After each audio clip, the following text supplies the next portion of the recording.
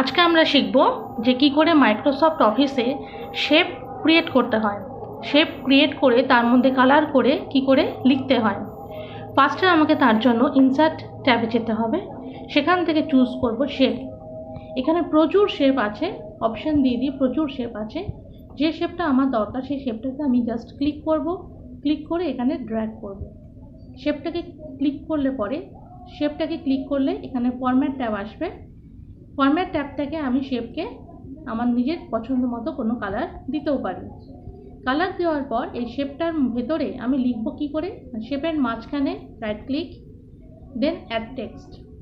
Add text করলে তোমরা দেখতে পাবে যে কার্সারটা অটোমেটিক শেপের ভেতর চলে গেছে। তখন আমি এখানে যেটা খুশি লিখতে পারি।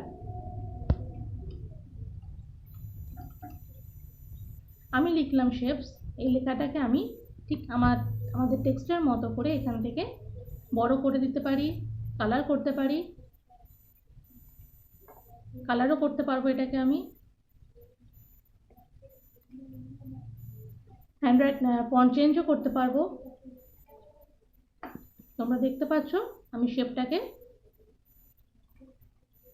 কালার করে দিলাম।